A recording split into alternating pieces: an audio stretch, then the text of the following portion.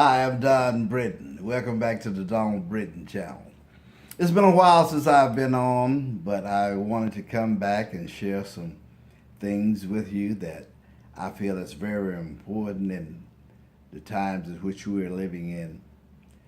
I wanted to share with you as a psychotherapist, mental health professional, addiction counselor, chaplain, what I feel is very important in maintaining one's stability and mental health in the time in which we live in. I briefly talked to you earlier about the components of man. What makes us who and what we are? And we talked about that we are a spirit that's housed in a body with a soul. And our soul is our mind, our will, our emotions, and our intellect. And all these things must be fed. We have to understand that we are a triunity: body, soul, and spirit. And that is fed the most is what grows the most. Take twins, for example. All things being equal, you feed one potato chips, sodas, and candy most of the time, and you feed the other one fruits and vegetables and meats and give it the proper nutrition. All things being equal, the one that has the most balanced diet is going to be the one that's most healthy and that's going to flourish and be more functional of the two. So it's the same thing with life experiences. We have to first understand who we are and whose we are. And we have to understand what is the most important component of the triunity of man. The body, the soul, and the spirit. That's the triunity of man. Those are the three components that makes up the man. We have to understand that this carnal body of ours is here is a temporary state. It lasts on an average of probably, I think, life expectancy now is about 78 years, and in some areas it's a little less. But we figure 78 to 80 years you'll be on this cosmos that we call the earth, and then you're gone. So we have to understand that the flesh is not the most important, or the carnality is not the most important thing that must be fed here. We have to learn that we are a spirit first and foremost. That is that part of us, that soulish realm that we must feed to be a functional and healthy individual. The spirit man. Our soul, which is our mind, our will, and our emotion, that lasts forever. That part of us lasts forever. So we have to feed that component. And there's a constant battle between the fleshly part of us, the carnal part of us, the part that most of us feel most important. There's a constant battle between the carnality and the spirit realm. You know, the flesh says, I want to eat all the time. I want to drink all the time. I want to have sex all the time. I want to sleep and just, eat, drink, and be merry. That's what our fleshly part of us desires. Whereas the spirit man tells us moderation in eating, you need to exercise. And most of us, oh man, exercise, I don't want to do exercise. But the spirit man will tell us to do that which will keep us in balance, that which will keep us healthy, that which will keep us functional. Whereas the carnal part or the fleshly part of us is that destructive mode. that says, let's just eat, drink, and be merry. And most of us get caught up in that part of us and end up living a life of, I wish I had of, or I could have, living the life of regret and condemnation. Whereas we don't have to live that way, but we have to understand the principles of life. We have to understand that we are a spirit housed in a body with a soul, and that is our soul is our mind, our will, our emotion, and our intellect. And we make so many bad decisions, and most of our bad decisions are made from a carnal perspective. We got married because we saw this tall, dark, and handsome man who, every time we opened the door, every time we answered the phone, he was there. Well, we didn't want to deal with Robert because Robert was always in school. He was always away. He was always studying. He was always busy.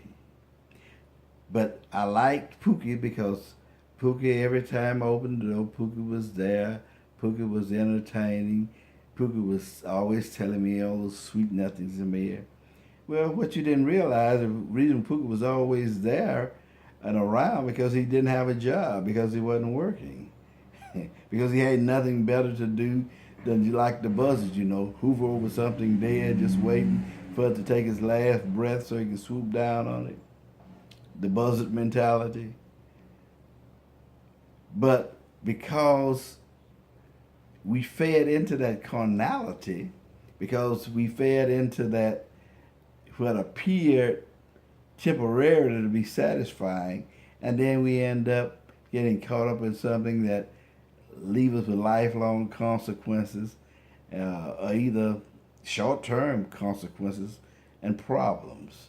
A lot of you got one or two babies by somebody who's locked up in jail because you got caught up in the fantasy of going to Saks Fifth Avenue and shopping at Neiman Marcus and going on the nice vacation, knowing that the guy was into illegal stuff, and now he's got you with a baby at home, or two of them, while he's locked away in some prison for the next 10 years.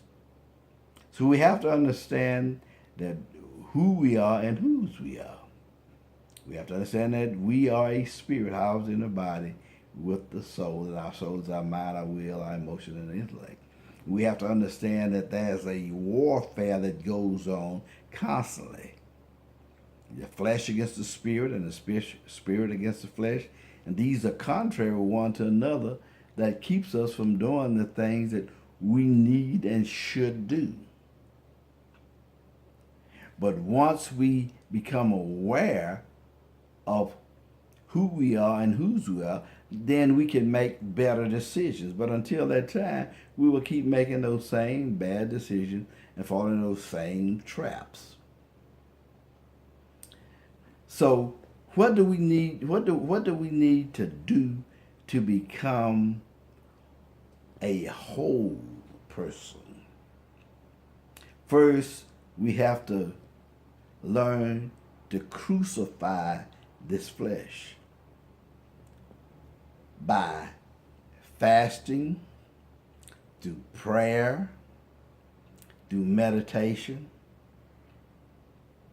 See, one of the things that we get caught up in is worrying about what's going to happen tomorrow, next week, or next month. That's the carnal part of us. It teaches us how to worry. See, we don't have to be taught how to do bad things. We just have to be taught how to do good things. When we have children, nobody teaches, nobody, as I know of, you might have a small minority that teach children to steal or teach children to lie. But overall, people don't teach children to steal or teach children to lie. We teach them to be honest, to be good people. But yet, They will lie and cheat and do dishonest or steal without being taught. But they have to be taught to do good, but they don't have to be taught to do evil because they are born with that in them already. So they have to be taught to do the things of the Spirit, not to do the things of the flesh, because they are automatically there. So we have to spend that time focusing on the things that are in the spirit realm, not on the things that are in the carnal realm. So many of us worry about everything, and 90% of the stuff that we worry about never happens, and the 10% that does happen doesn't matter anyway. So all that is just wasted energy on something that's futile, that you don't even need to consider. So what manner of individual should we be? Number one, we have to understand that there is a God, and we are his children.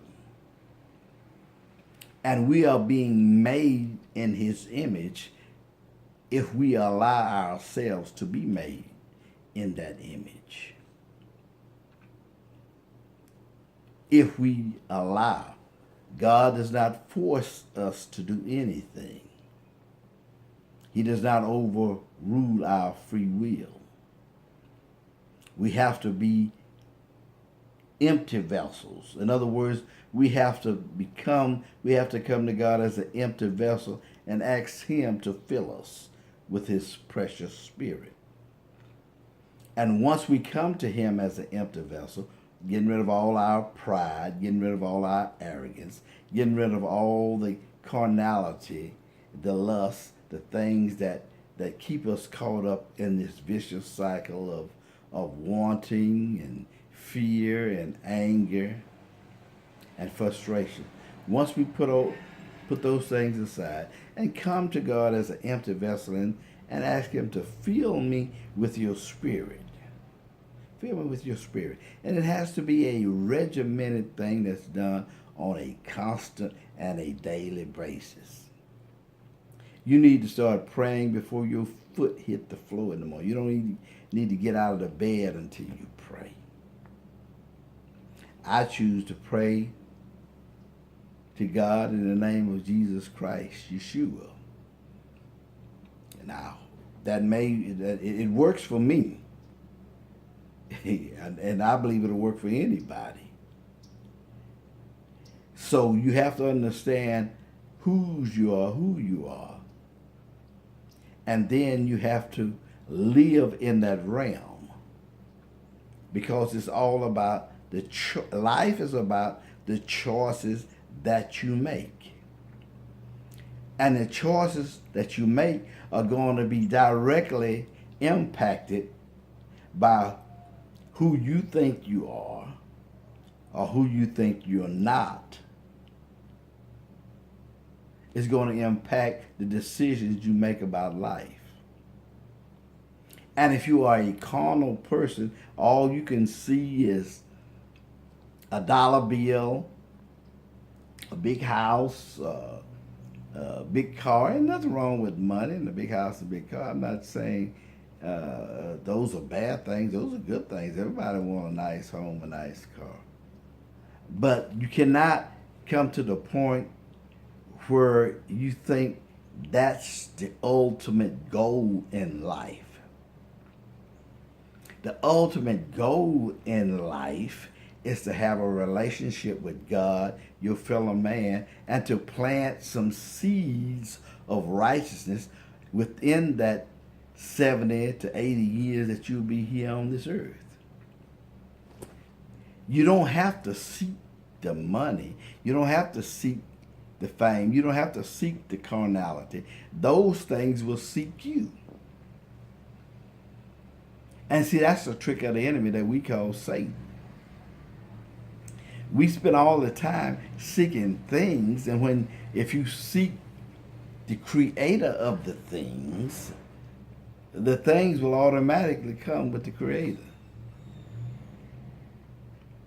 You know, I would, if I didn't have a car and I needed a car, and I said, well, I need a car. You know, I really need a car. So I'm going to go out here and start looking for some tires for this car that I need. So I spend months trying to figure out the tires that I'm going to put on this car that I need. Why would I waste my time on looking for the tires to put on the car when the car comes with tires already on it?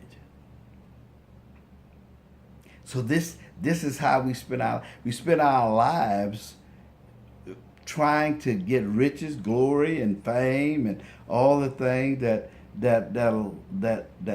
impact our ego and impact our carnality, when all we need to do is seek the Creator, God, through Jesus Christ, and He provides those things that we need. That's what we have to. Those are the things that we have to understand. So many bad. We have so many bad marriages, and especially in the African American community. And I know that other people have, the Caucasian community have bad marriages too. But I'm African American, so I can relate more to the African American community. So many marriages, more marriages now are ending in divorce than there are that are staying together. And it's because of the atmosphere and the aura that surrounds our culture. You know, you listen to the rap artists on the radio, and the kids listen to the rap artists on the radio, and it's all about carnality. Get your money, driving a Benz, a Rolls Royce, you know. These guys are advertising for car companies. A lot of them don't get a dime for it. You know, I talk to people, adults, 40, 50, 60 years old, and they're talking about this, they got to get a Range Rover, or they've got to get a 750. They want the 500. And all that kind of stuff, and you know, that's fine if you want that. But you know, I'd rather have the dealership to sell you those, or I'd rather have about 1,000 shares of stock, so every time you guys come to buy one, that I get paid for it, and rather me giving somebody else my money, let them be giving me their money. That's the difference between carnal thinking and spiritual thinking. See, when you need something other than your God to validate you, then that's a dysfunctional person. Because you'll always be a day late and a dollar short. You always, because you're going to always try to keep up with the Joneses. You're going to always try to keep up with a system that's going to always be just around the corner, just over the hill, just around the bend. And there's no peace in that. See, peace is priceless. When you know whose you are and whose you are,